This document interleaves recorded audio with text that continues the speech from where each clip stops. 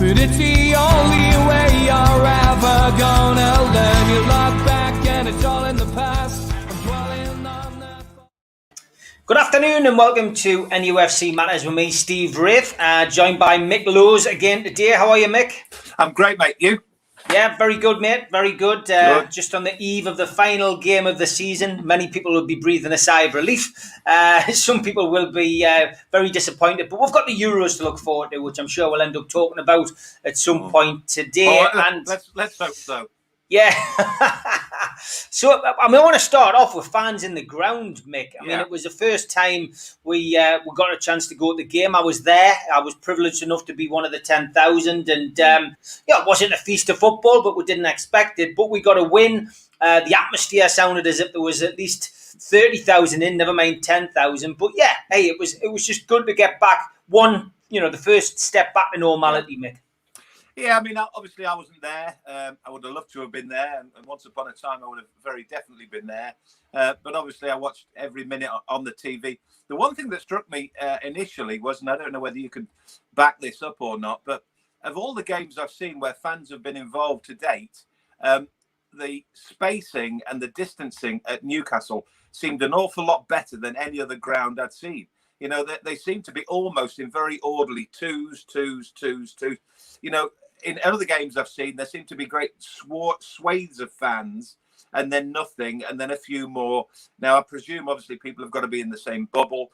I presume they've got to sort of have at least a relationship with the person they're sitting next to. But I have to say, not only did that make it look impressive from a COVID point of view, but also because it filled more of the stadium up. There were regular seats involved, and occupied by fans. So I don't know. That was my first. As soon as the sort of camera panned out, I thought, oh, they've done a really good job there, Newcastle, of social distancing fans, of keeping fans separate, but also making the ground look like, it was a half decent crowd. As in terms of the noise, that was a given, an absolute given. It was an absolute certainty that however many were in there, whether it be 5, 10, 15, 20, they would raise the roof. And I'm sure they did. And I'm sure everyone who went enjoyed it. They got, as you said, a decent result. They got a clean sheet. They got another 3 points. The performance and the entertainment wasn't great. But first and foremost, it's tiny steps, Steve. It's tiny, tiny steps. I suppose the only shame in many ways is it's like that old argument when we've watched football over the years, the last thing you want is a halftime whistle. When you're going well, you don't want a halftime whistle. You're 1-0 up. You don't want a halftime whistle. Football at this minute in time doesn't need a full-time whistle on Sunday. It needs to keep going, to keep playing games, to keep getting fans in. Sadly now, just as we try to get back to some semblance of normality, we're going to have a break of 2 or 3 months, which is a shame.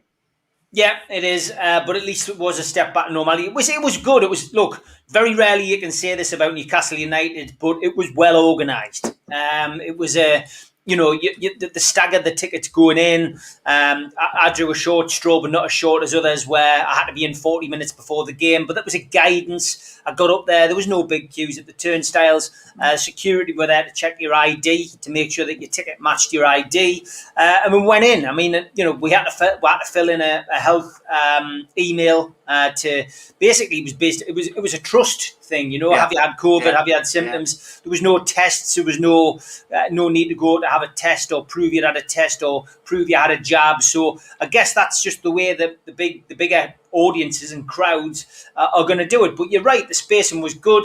It didn't affect the atmosphere. The atmosphere was really good. I think it was good to see that there was an airing of all the songs the fans would sing. You would expect there was going to be a dig at Ashley and a dig at Bruce, but it wasn't. It didn't dominate the game. No. And there was plenty to sing about. The fans. There was probably a few fans in there who I would say had decided to have their entire season's alcohol intake in one particular night before the game.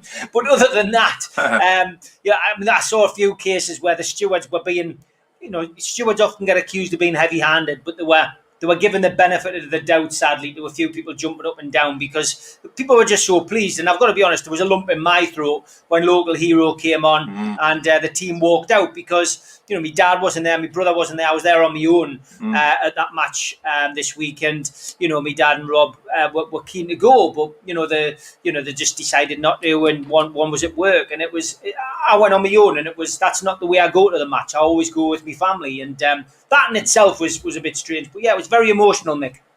And I agree. You know, as I said, 100%. I mean, people might think I'm slightly biased, but it looked incredibly well organised. I mean, I'll ask you the question because I heard somebody say that the stewards, in terms of heavy-handedness or just basically doing their jobs, some were jumping on non-masks, some were letting non-masks go. Because I've watched sporting events over the last 2 weeks, over the last 3 weeks. I'm not entirely sure, because I've not been, what the rules and regulations are on masks. I mean, I know walking down the street, you don't necessarily need to use one. It's at your discretion, and some people choose to. But in a football ground, I would have thought you're outdoors, you're distanced. Why would there be a need to wear masks? Now, I'm told by a couple of conversations that stewards were insisting that masks were worn. Is that right? I saw some stewards enforcing it, and I saw other stewards not bothering, and that's the problem. You know, it's an inconsistency. And I guess it depends who it is. If there's a small, a smallish guy sitting there, and not wearing his mask, you get the feeling some of these stewards are more likely to approach somebody like that than approach somebody who's 6'8", 20 stone with a skinhead who's not wearing his mask. I hate to say it. I hate to say it, but these people who are like, these stewards are only on, a minimum wage, if that, and that is the problem. I think, I don't want to get involved, and no. I saw a little bit of that. I've seen lots of that over the years. Look, it was well organised. I won't criticise the club on this occasion. No. It's something which is very difficult to get right because it's the first time they've ever had to do it. And I just thought, round of applause to the club. It was well organised. Everyone had a good night, and and I thought being lenient, and bearing in mind, Mick, I've worked in security for 18 years. I thought being lenient with a few people was the best way forward. And there was one or two situations I saw around us where you think, well, in a full stadium, that guy would have gone out. But they were just trying to be fair to people. This is the first time people have been literally allowed out to go to a match for the first time in best part of the year.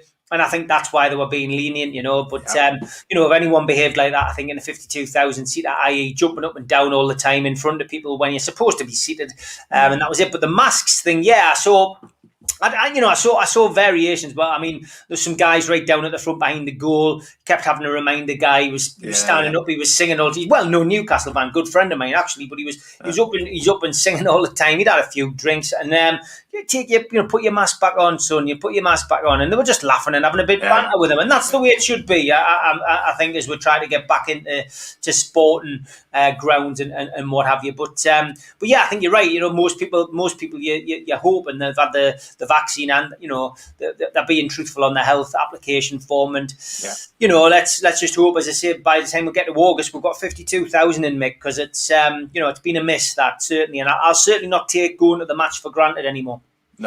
No, or getting out the match, which is, I think that's been the only bonus for those that have been in. It's a tough place to get out of, St James's, and it's been relatively easy to get in and out, but you'd rather have 52,000 in and find it tough to get out than have 10,000 in there and find it easier to get out. So, yeah, like you say, fingers crossed, but I don't know. We'll see. As always, we'll take your questions. If anyone's got questions for Mick or me, give us a shout, and plenty coming in already. Some takeover related, because we have had quite a bit on over the last 7 days, Mick, since we last spoke. Billy said, do you think the Premier League are waiting for the season to finish to dish out any punishment to the Big Six, or are they trying to sweep the whole ESL thing under the carpet? Man U not able to fulfill a game. There's lots to talk about this, Mick, about the ESL. There hasn't really been any punishment as such to the Big Six. Man United haven't fulfilled a fixture. I mean, what you're scratching your head thinking, what would have happened if that had been Newcastle? I think the problem is, and this has been the case for 18 months now, they have had to prioritise. They've had to, even when the Newcastle takeover issue was to the forefront in terms of how the Premier League dealt with it, etc. They had this huge pandemic to deal with as well. They've had to get through a season which many believed A, they wouldn't get through, and B, a certain number believed they shouldn't have even tried to get through and football should have been put on hold. As it's turned out, whether you've liked the football, whether you've thought the football was proper football, whether you've thought that it's been a competitive Premier League, whether you've agreed with their policies, whether you've agreed with the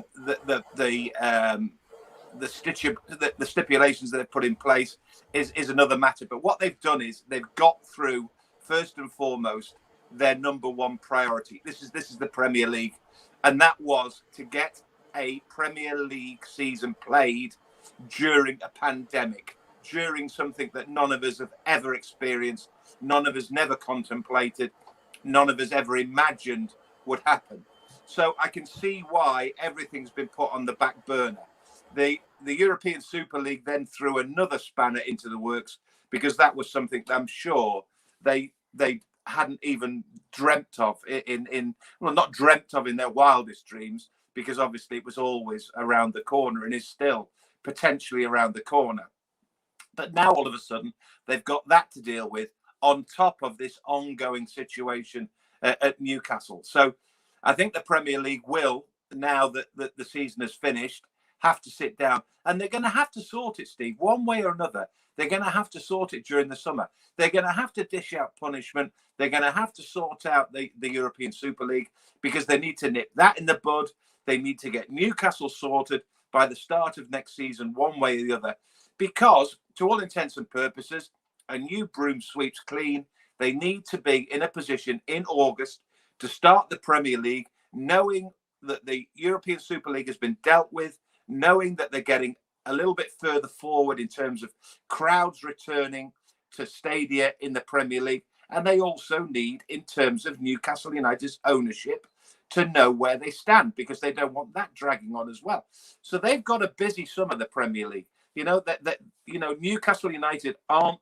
The problem is, we all want Newcastle to be the centre of attention. We all want the Newcastle situation sorted, and hopefully for the better, and hopefully in a situation where we see the demise and the departure of Mike Ashley and we see new ownership. But what we've had to appreciate and we've had to understand through all this is that there is a bigger picture for the Premier League. Now, we don't like it, and we think, they should be, really concentrating on what's happening at Newcastle. But that's not going to happen, because the European Super League is a massive issue, and bigger still is COVID and the pandemic. So, my thoughts on all of this, and I've said this many times since I've started coming on here, is I'm quite happy. I'm not happy, but I am reluctant to take a back seat and say whatever will be, because I can appreciate that they do have other things on their agenda, and they do have other items on their agenda, the Premier League. So I think we've just got to see and wait and hope that it's dealt with fairly, dealt with in a manner which is appropriate, and hopefully the right outcome will come. But I'm not sure about that either.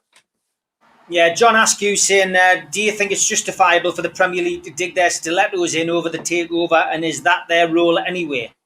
I don't think they can. I think they have to. I mean, let's put it this way. They knocked it back. They knocked back what appeared on paper to be a fairly straightforward takeover. They had their reasons. Newcastle have appealed. Mike Ashley's doing what Mike Ashley's doing. And quite rightly, they've got to reassess it. They've got to, they need arbitration. They need a fresh set of eyes look at it, or whatever.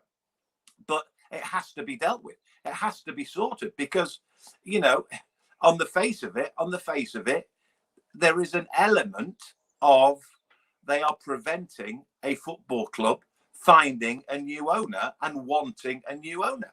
Now, they need to come out in very definitive terms and say, as of now, we believe these are the rules and regulations in terms of the ownership of football clubs. Newcastle might turn out to be a precedent of some description, but at the minute, to me, as a layman, I'm not greatly, au fait with legal matters or whatever.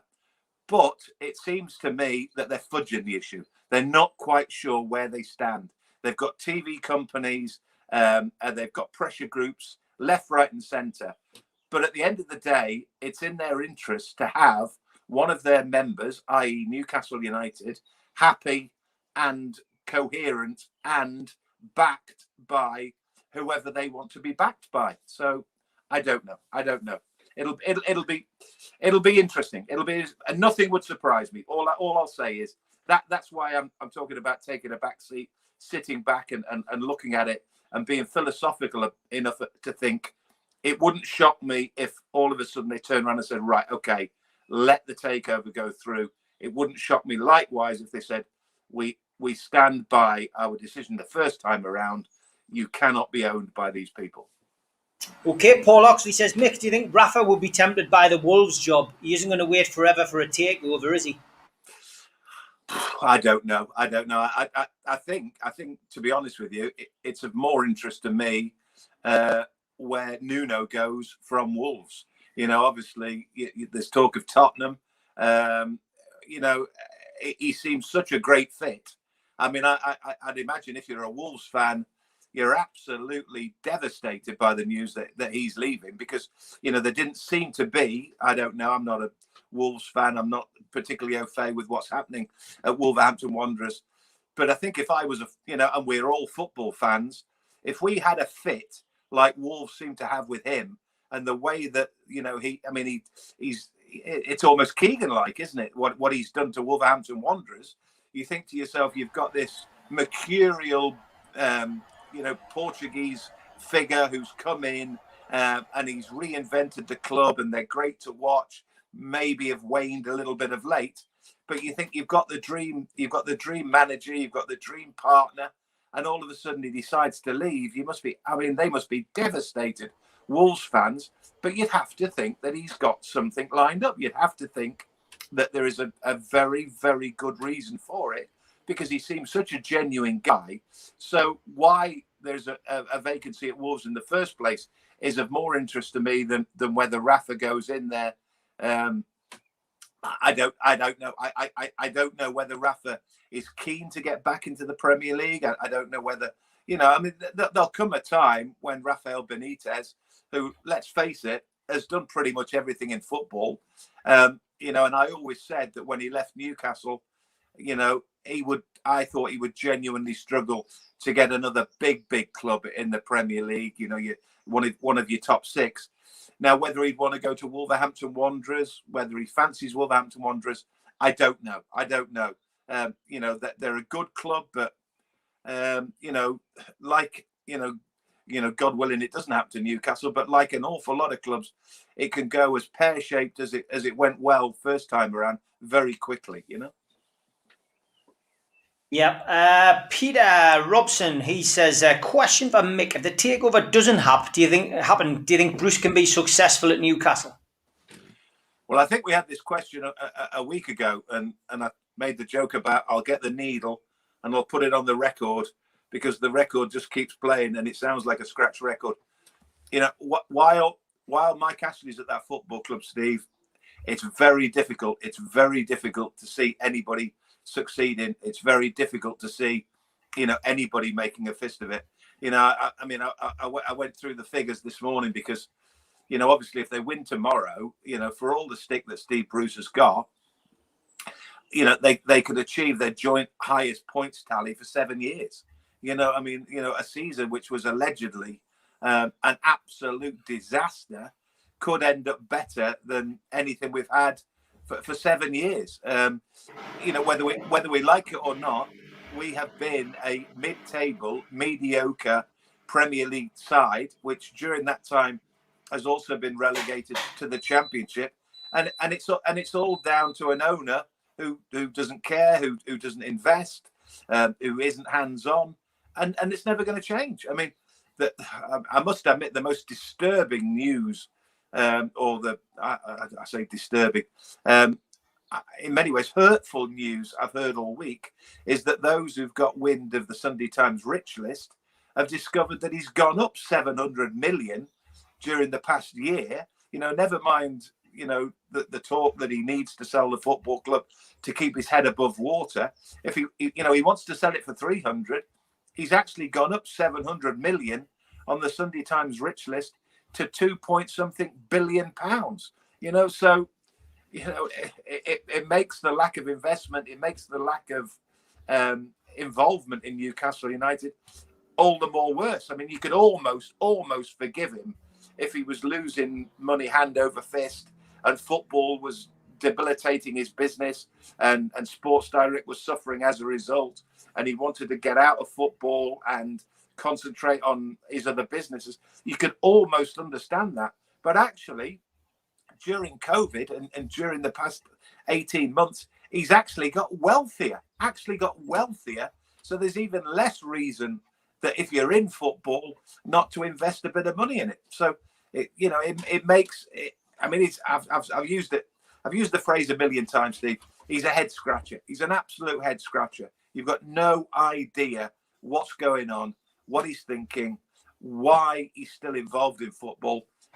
So whether, and he will stay, Steve Bruce, won't he? I mean, he will be in charge first game of next season. I don't think there's any doubt about that, unless there is a severe change in terms of management and ownership in the summer. But he won't. While Ashley's there, no manager is going to make a serious dent or a serious difference in how Newcastle perform and how Newcastle do. Staying on the subject of Mike Ashley, Joe Walker says, on the anniversary of Mike Ashley taking over from the Halls, can you describe his very best and his very worst decision, Mick? Oh, dear me. Good question, that, Joe. Yeah, tough question as well. I don't know. I would probably need a bit of time to think about it. He hasn't made very many good ones. I mean, in terms of, and the reason I say that, Steve, is because, as I've mentioned there, he has been so distanced from the football club. Yes, early on, he's in Blue Bamboo, he's having a few pints, he's this, that, and the other. He seems to be hands-on. He seems to be, very much part of the football club. But that changed very quickly. And what he did in real terms, you would like to think the bringing back of Keegan was somebody who had the club at heart. But that seemed like a token gesture. And once Kevin was involved, there was no way that his ego was going to allow Kevin Keegan the freedom that Keegan needed and the freedom that Sir John gave Kevin, back in the day. So, as I say, I think that was just a PR stunt. Over and above, I mean, his worst decision, I'm not sure it's his worst decision, but his strangest decision. And probably the strangest decision I've ever come across in all my time covering football was the appointment of Joe Kinnear. I always said the morning we went up to the training ground, or the morning we were told there's a new manager at Newcastle, I always used to say, you could have given any one of us and any fan, anybody in the world, a piece of paper and said, write 100 names down. And if you can find the name Joe Kinnear on that list, you're a better man than me. I mean, so the Joe Kinnear one was probably his strangest decision and maybe his worst decision. I don't know. Yeah, and in terms of the good ones, there weren't any really, were there? Nah, his best decision was buying the club, to be perfectly honest, because he got it for a really good price at the time, but then didn't do due diligence and found out. From his point of view, I would say it was his best. It was his best decision, from his point of view, because he invested in one of the sleeping giants, if not one of the biggest sleeping giants in the league, and he just hasn't seized the opportunity. His worst decision, you could write a long parchment and drop it down like a medieval parchment on his worst decisions. Renaming the ground from a fan's perspective, was one of his worst decisions. But Yeah. again, from his point of view, it was a great decision because it got him global. It got his sports brand global publicity for about a week, if not longer, because people like me and other fans were protesting against him. So, you're right, Joe Kinnear, probably the worst decision as far as managers are concerned. But it's a good question, that, Joe. I think Mick, when we're together next week, maybe get your thoughts together on that. Yeah. Maybe we could discuss that a bit further next week. I mean, if it is from, but then even from his point of view, even from his perspective, Steve, I bet you if you asked him what was your best and what was your worst, I'll bet you the best wasn't buying Newcastle United. I bet he regrets buying Newcastle United. And in terms of Newcastle fans and Newcastle United Football Club, I can't get away. I had those conversations with Sir John and Freddie, and they genuinely couldn't compete. Bless them. They'd taken the club as far as they could. In many ways, they were responsible for the billionaires coming into football because they pushed it and pushed it and pushed it. The entertainers and Shearer and Asprilla and all these signings they were making really did push the boundaries of finance in football. And suddenly, Chelsea got on Abramovich, this, that, and the other. They had to bail out of Newcastle because, as Sir John famously told me one time, it's not about millionaires, it's about billionaires. And bless them, Freddie and Sir John weren't billionaires. So they sort of made a rod for their own back. But to say that his best decision was to buy Newcastle, I'll go back to something I've always said, that it's better the devil you know than the devil you don't. And he was very much, with hindsight, the devil we didn't know. The devil, he appeared on paper, and Sir John very definitely thought, or else he wouldn't have sold it.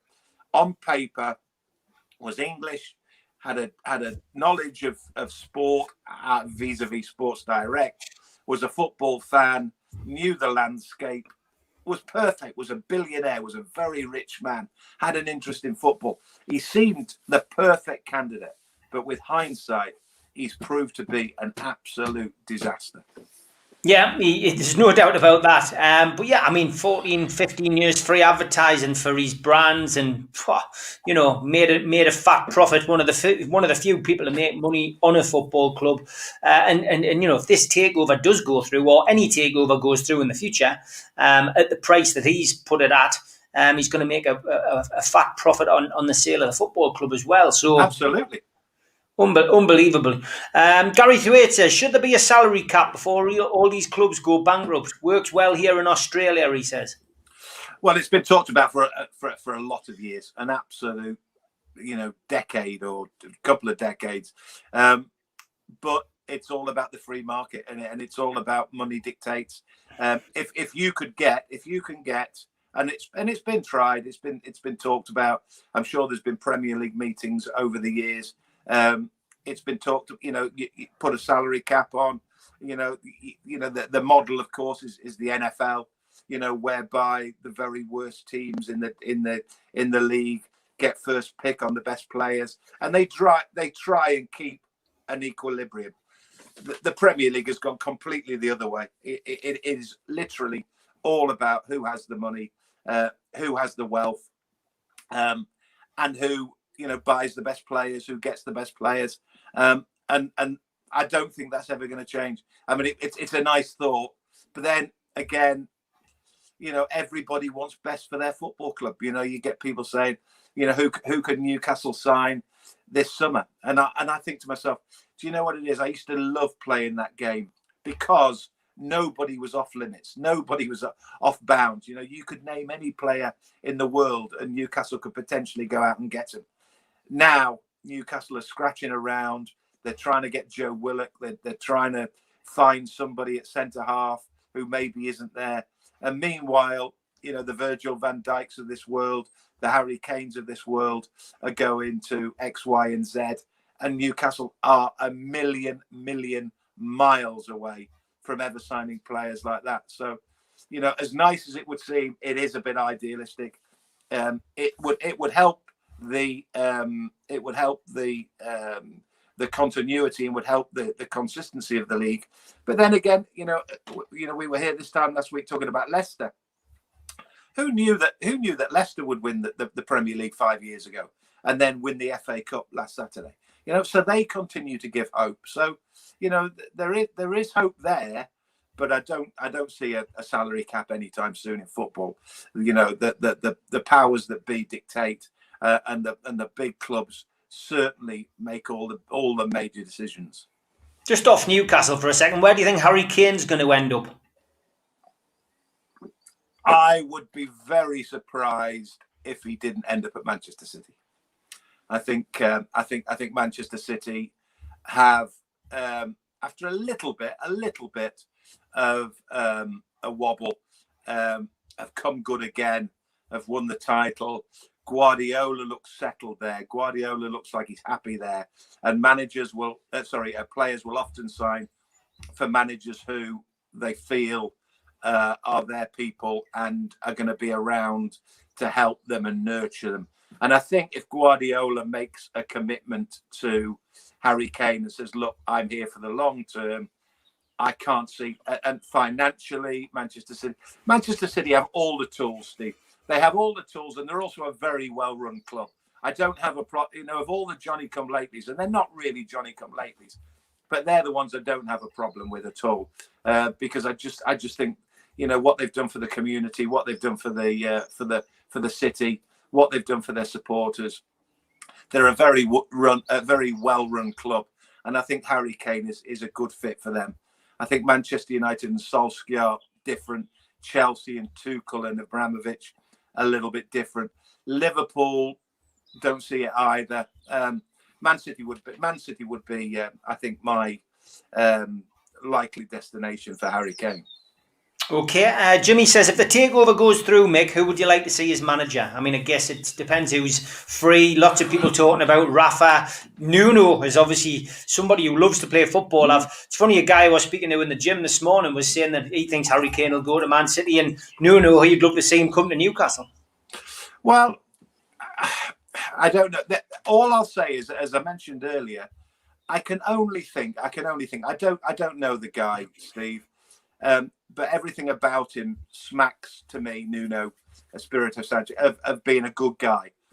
And I don't think he wants to do the dirty on Wolves. I don't think he would do the dirty on Wolves. But he's clearly had a very difficult decision to make, and he's made it. In the same way that Harry Kane. I'm sure Harry Kane doesn't want to leave Tottenham, but he knows for the betterment of Harry Kane, he needs to leave Tottenham. So that was a difficult decision for him. And I think Nuno, as I say, must have something lined up.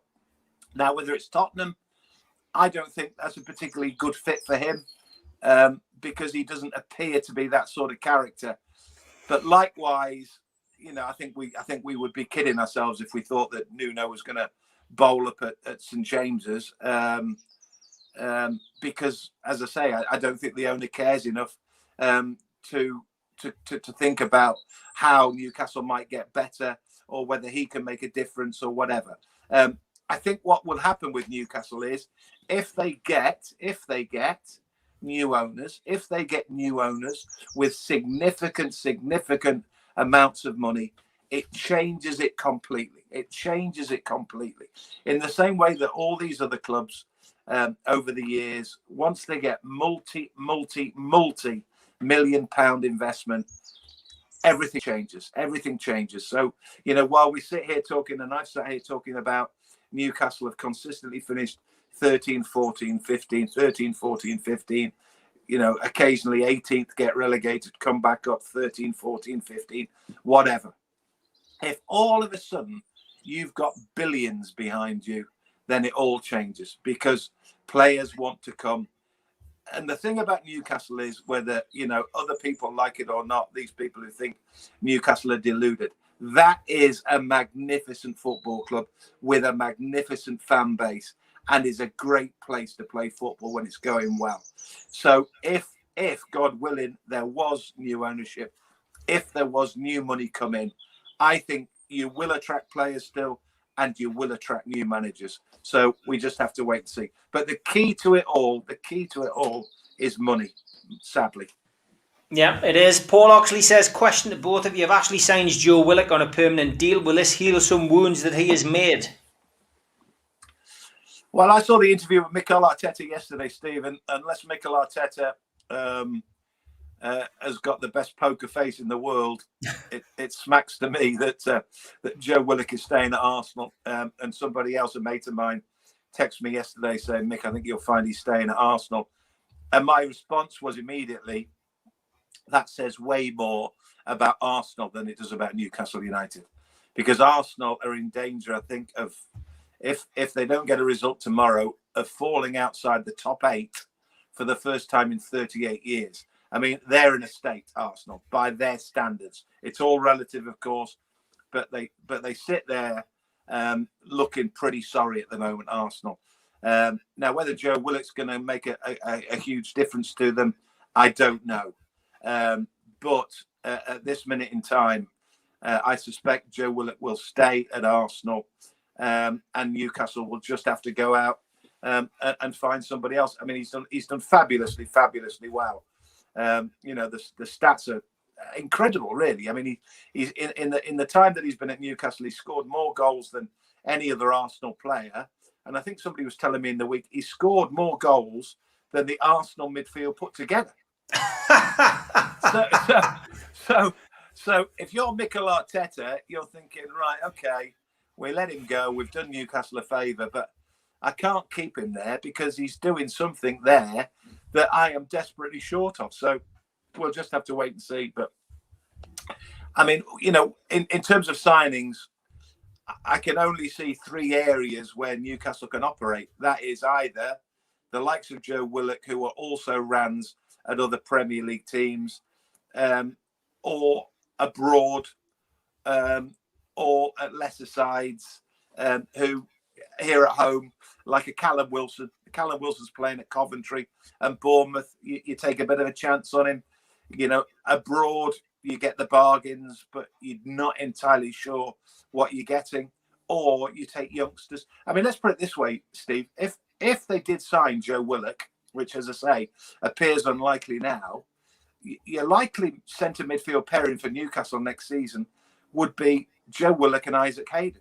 You know, 2 kids rejected by Arsenal who Newcastle have had to take. Now, once upon a time, that would have never happened. You know, it's what it is, football these days. You know, we have to operate in the circles that are available to us, and hopefully make some sort of a decent fist of an 11 that either keeps us in the Premier League or tries to keep the head above water somewhere between sort of 12th and 8th. Yeah, worst decision, lots of these coming in, was bringing in the poison dwarf Dennis Wise. Best decision he felt was bringing KK back. Some people would say bringing Keegan back was the worst decision because it didn't exactly turn out great. Best was Rafa, says Andy Barr. Yeah. The worst was Dennis Wise. Joe Walker says... But I'll say this again, Stephen, and I don't think this should ever be lost. And I've said it a lot of times, and I'll say it again in the light of that particular comment. Rafa Benitez wasn't brought to the football club by Mike Ashley. Rafa Benitez wanted to go to Newcastle. You know,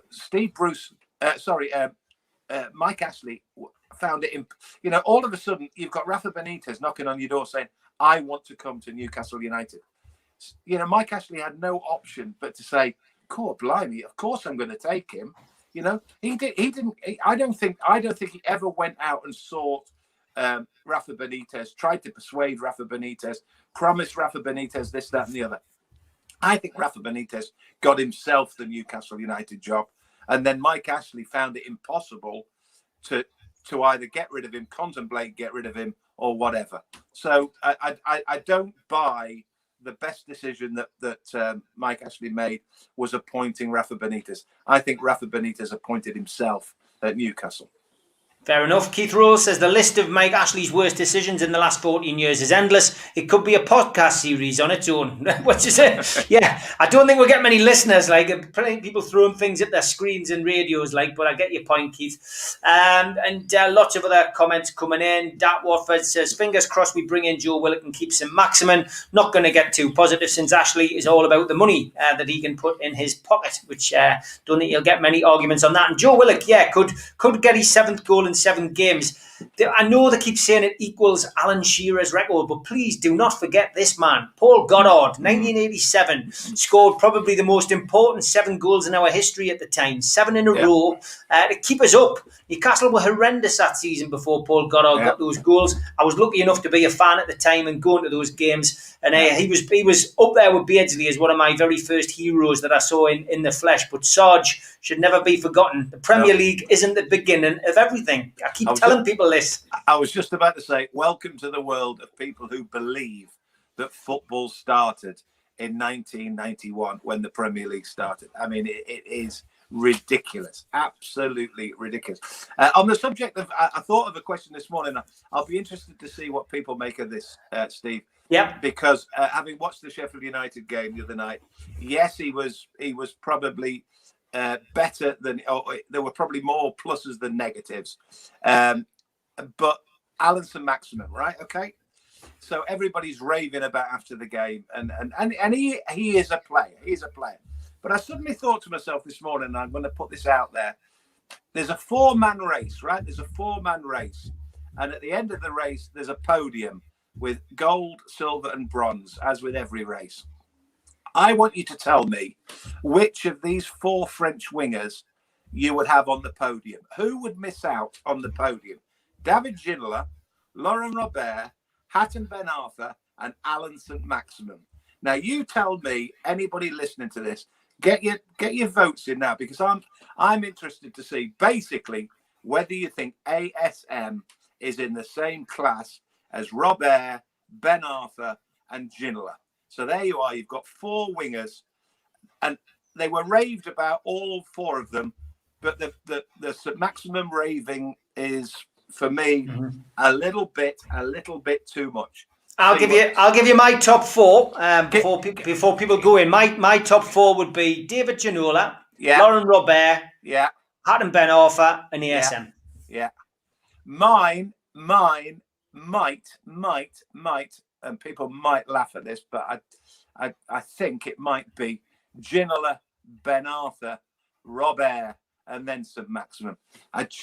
There was something about Ben Arthur, and Robert was very moody. And you say, well, look at the goals that Robert. I mean, the commentary I love listening back to most of all was Ben Arthur's goal against Bolton, when he goes straight down the pitch, draws the keeper, and slips the keeper. The talent that kid had was unbelievable. So I might put Ben Arthur ahead of Robert, but I think we're generally accepted that Ginola was the gold medal winner. But top class. Yeah. And I mean the goals that he scored as well. Yeah, I mean you think about Ben Arthur, he was just one of those. They're all players that got you out your seat. But yeah, it's different eras as well, different times, but not that far apart. Yeah, Ginola definitely top. A lot of people coming in with that already. Graham Coleman says Ginola, Robert, Hatton, Ben Arthur, then ASM. Yeah. Liam Wilson says Ginola, Robert, ASM, and Hatton, Ben Arthur. Yeah. And Stu, who gets on regularly, says Ginola, Robert, Ben Arthur, ASM. A lot of people going for ASM last. Lots of people recalling some of the goals it scored. John from QTech says, still find it amazing that Ginola only scored 6 goals in the league. All worldies though in his defence. Yeah. See, that was part of my thinking. Part of my thinking was that, despite the fact that he was a Greek god looking, he was a great guy, he was in a great team, Ginola's goals were pretty few and far between. Ben Arthur likewise. Take away that God-given talent, again, what did he really give? St Maximin, you could almost argue, and people have there, that St Maximin was a slightly better version than Ben Arthur. But again, I'm watching the game on Wednesday night against Sheffield United, St Maximin and Almiron, their distribution of the ball, yes, they can run and run and run, but the final ball is just so bad. It's so it's just lacking all the time. So I don't know. I think ASM fourth, Ginola first, and then flip a coin. Yeah, I'd agree. Ginola was first through the gates when he signed in 95-96. Those goals against Man United and Ferencváros were absolutely class and will never be forgotten. Paul says ASM just needs a couple of years. He's still very young, which is what John says as well. He's still young and he's improving. Joe Walker says the Robert goals on YouTube are outrageous. Yeah, those free kicks were superb. Absolutely brilliant. And I'd agree with Julie. I mean, this is what I made a point about this last night. I'm starting to get a little tired of ASM going down and, doing the whole take us off now. That gets on me wick. And she says if you could get rid of his falling down and when he can't be bothered to put a shifty in, he'd be on the podium. So a lot of people see that, I think, and it's going to the game as well, getting back to that. When you're actually at the game, Mick, you see more of it. Whereas, when you're watching the TV, you see what the TV wants you to see. And, I made a point of watching Richie quite a bit on at the match the other night and watching Willock. I was really impressed by Willock. More impressed than I've been when watching him on the TV. Great attitude. Fantastic. Yeah, I mean, and if we could imagine if you could keep him, you could build it. You could build a really good team around the likes of ASM, Almiron. Although the end product's not great, the graft's there. And I know, look, if we're in an ideal world and we could go out and buy anybody, then you wouldn't have Almiron there. But we can't do that at the minute. And his pace worries defenders still. Yeah, absolutely. And you've got to remember that, I spoke to Ando in the week and we were talking about this and the other, and I made mention of what I said on here last week about it's not necessarily all about buying players. It's about keeping players as well, because I'm terrified. I'm terrified that Callum Wilson, somebody will come in and make a really big offer for Callum Wilson, because I just love Callum Wilson. I think Callum Wilson is a proper player. I really do. And I joked last week about, is it the stupidest thing in the world to think that if Manchester City, need a replacement for Aguero, that Callum Wilson might interest them? Now, it was slightly stupid, but I genuinely don't believe it's beyond, stupidity. But at the same time, if you put him in a good team, he would be a top player. The problem is, and I spoke to Ando about this, and he reminded me, he's injury prone. He really is injury prone. So, we're talking about, the ASMs, we're talking about Almiron. Hayden will be fit next season. St Maximin, okay, he might need time, to grow as a player. But at the end of the day, the one that we have to keep fit, the one that we really do need and rely on, is Callum Wilson.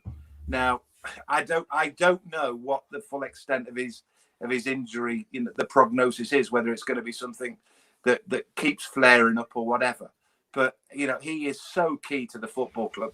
But I agree. If you could keep Willock, which I don't think they will now, and you could get Wilson fit for 35 games a season, you'd probably be all right. You're not going to climb the table, but you certainly wouldn't be looking over your shoulder all the time. No, definitely not. Dave Yeddy going back to Kane. He says Kane's a big character. He could go to Chelsea, perfect fit, but stay in London, not sure. He just looks a great fit for Chelsea. After all, he was a gooner as a kid. Yeah, a lot of people linking him with Chelsea, and especially the way they're playing at the minute, Mick. I mean, they've got they've just got a great pattern of play about them. Got youngsters as well who are learning all the time. Chelsea could really be a threat with this Tuchel in charge as well. I'll temper it. Steve. I'm not going to jump on it. I'm not going to say. I know they've improved. Tuchel, he's a bit too schoolmasterly for me. He's a bit doom and gloom. The one thing I would say is, as somebody who's worked in London, I studied in London, so I spent a fair amount of time in London over the years, and worked, at Capital in terms of football in London. He might just find a move to Chelsea a bit difficult in terms of moving from Tottenham. I think he might I personally think it's a better footballing move to Manchester City. I still see Chelsea as flaky. I really do. Even though Tuchel's come in, as I said, a bit Sergeant Major-ish, a bit sort of, right, this is what we're going to do. We had a lookalike on the pro. We do a lookalike section on a Friday night, Mick, and they had was it the guy from Auf Wiedersehen, Pet, who used to be in charge of the German work? Yeah.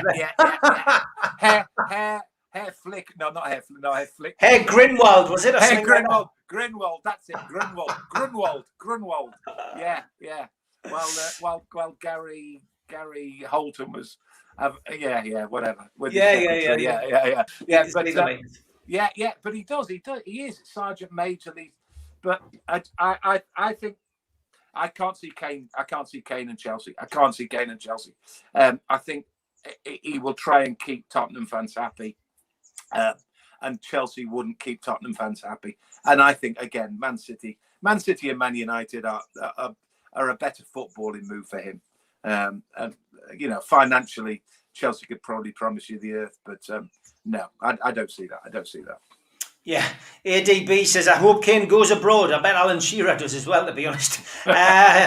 Jimmy says, I think Nobby Solano was a good player. What do you think? He was class, wasn't he? Great memories of Nobby. Great player. Great guy. I remember, obviously so many memories of Nobby and so many, just a great guy, just a fabulous player.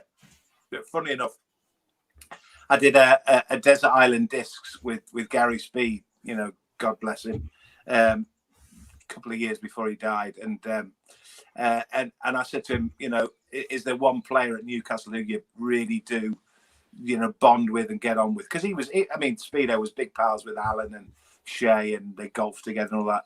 But in a footballing sense, he said Solano. Because if you think about the headed goals that Gary Speed scored, arriving late, he put it on an absolute sixpence for him, Nobby. Wherever he was, bang, straight in. And a great guy as well. But he told a funny story that Gary Speed, that when Nobby first signed, he said they turned up one morning. And this is what I said before about, back in the day, you could take your pick of any player in the world and Newcastle could sign them or attract them or whatever. So they turned up at Maiden Castle one morning, he said, and this little Peruvian was in the dressing room, and no one knew him from Adam, and who's this fella? And every day, and every week there was a different fella. It was like, who's he? Oh, well, this is the top boy in Peru. So anyway, the top boy from Peru goes out onto the training pitch, and Speedo says, "We thought he had his boots on the wrong feet." He said he couldn't kick it, he couldn't pass it. It was going here, it was going there, it was going all over. But he said, slowly but surely, he got over the nerves of being at Newcastle. And then he was just the top man. Everybody loved him in the dressing room, out of the dressing room, and he was such a character. Sometimes people say to me, "Who was the most underrated player that you ever came across?" And he would be one of them, because if you said to people, non-Newcastle fans, "Do you remember a guy called Solano?" They said, "Oh yeah, I remember him vaguely." He was massive for Newcastle, massive for Shearer, massive for crosses, everything about him. Linked the play, fantastic player. Nobby Solano, brilliant player.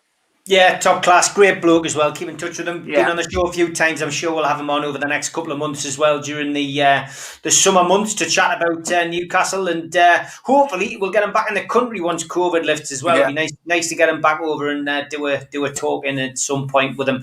Lots of people paying their respects to Nobby as well. Nobby, one of my all-time favourites for Newcastle. One of my all-time favourite moments at Newcastle was when he came back to the club as a player in 2005. I remember I was at the reserve game when he made his debut. 5,500 there. It was crazy, wasn't it? I think we won 5-2. Well, the greatest story ever was that his wedding was on national television. Remember that? Yeah. When he got married in Peru, his wedding was on national television. I mean, it's like Lady Diana and Prince Charles in the middle of Peru. Yeah. Oh, brilliant. Amazing stuff, amazing stories. Don't forget, I am back tomorrow as well. Ben Jacobs is going to join us again. More takeover rumours and stories being abound this week, so he's going to come on and have a chat about that. Big thanks as well to our sponsors, as always, Spider VPN for all your internet security. Give them a search on Google and protect your internet at home. And also a big shout out to our friends at skipsandbins.com, and you can contact them on telephone number 0800 25 45 25 3, email inquiries at skipsandbins.com, or website www.skipsandbins.com. Easy contract, free and pay as you go waste collection. Also a big shout out to John at qtechshop.co.uk, the makers of pool tables and snooker tables in Wallsend, and Jab Signature, the makers of boxing brand clothing. Subscribe to the channel. Hit the Newcastle Legends button down in the right hand corner. That's it. You subscribe for free. Hit the thumb up to like it, and click share to share to your other social media. And as we discussed last night on the Three Amigos, we are doing a 24-hour charity pool night Friday the 6th of August at Spot White in Newcastle, and it is raising funds for the Newcastle Fans Food Bank. More details to follow on that on the Amigo show on Friday, but Q-Tech Shop are going to be running that for us, and should be a cracker night with various people off the show coming along at various parts of the night and day to play pool, no matter how good or bad they are. So looking forward to doing that, something to look forward to during the pre-season. And just a reminder that the Sexy Beast t-shirt went last night for £200 for the food bank. So we're hedging towards £6,000 now that we've raised for the food bank in 12 months, which is fantastic. And big thank you to George in Toronto in America for bidding for that. And don't forget, tomorrow as well, the food bank bucket is also on the go. NUFCfansfoodbank.co.uk. You can donate to the match day bucket there. And if you donate anything between now and the 5th of August, which is the pool night, you go into the draw to win the watch. So get yourself to the food bank website and make a donation. So, Mick, let's look ahead to Fulham tomorrow. Toronto's in Canada, by the way. Canada, sorry, mate. Yeah, Canada. Yeah, good. I was never very good at geography. So we've got good job, you're here to keep us right. Oh, so we're off to Craven Cottage, Fulham. Yeah. Of course, the last time we were down there, 4-0 win. And Darren Curry and the lads did that fantastic trip down the Thames with all the boats and the Newcastle Armada. So like all the Premier League games, 4 o'clock kickoff tomorrow. Obviously, we know that there's some players won't make it. Isaac Hayden, Callum Wilson, Ryan Fraser, all out. I think there's now obviously doubts over ASM, Dubravka and Shaw. As for Fulham, Mitrovic, Robinson and Kearney won't play, so no sentimental game for Mitrovic tomorrow, and Harrison Reed's doubtful. And referees Chris Kavanagh, and on VAR is Robert Jones. So, end of season affair, nothing to play for. Mick, how do you see it going? Well, you would like to see the win, because as much as anything, I think Crystal Palace are at Liverpool and Southampton are at West Ham. So the two teams immediately above Newcastle, there's every chance they could get beat. Without Mitrovic and Kearney, there's a chance that Newcastle could win if they're at it. And if they're at it, they suddenly get to 13th in the table with, 45 points, which, as I say, equals a record of the last 7 years. So, that, and I don't know, it's 2 places in the table, but it's a few extra quid. Just on the subject of Kearney, somebody said to me, who would you try and buy in the summer? And I mentioned last week that try and get players from clubs that are relegated. You mentioned 2 of them there. Harrison Reed, who was funny enough, I'm pretty sure he made his debut for Southampton at St James's. I remember years ago making notes on Harrison Reed. So Harrison Reed's a good midfielder. Tom Kearney I like. Tom Kearney's 30 now, but he's a good player.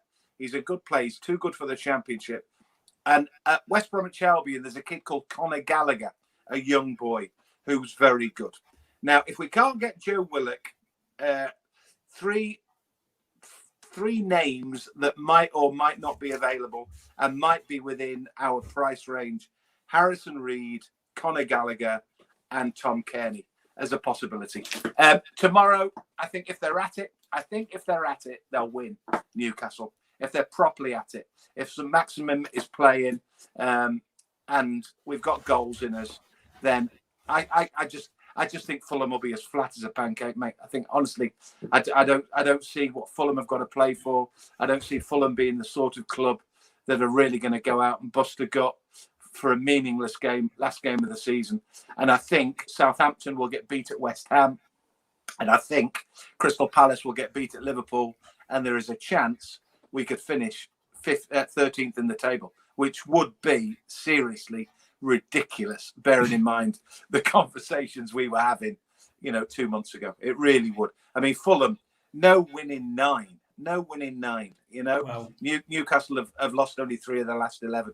So when the goings got tough, there's only one team got going. Yeah, 100%. And fair play to Newcastle and Steve Bruce for giving them the praise and managed to stay up. And of course, the higher you finish in the Premier League, the more money you get.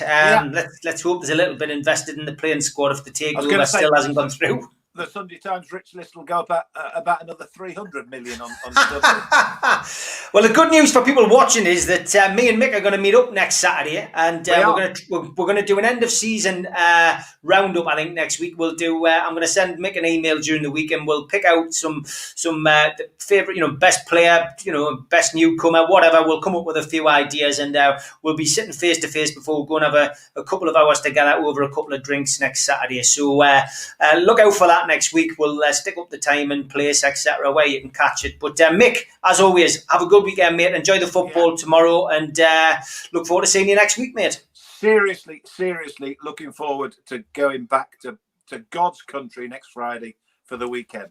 Looking forward to seeing you. Take care, mate. See ya. Bye.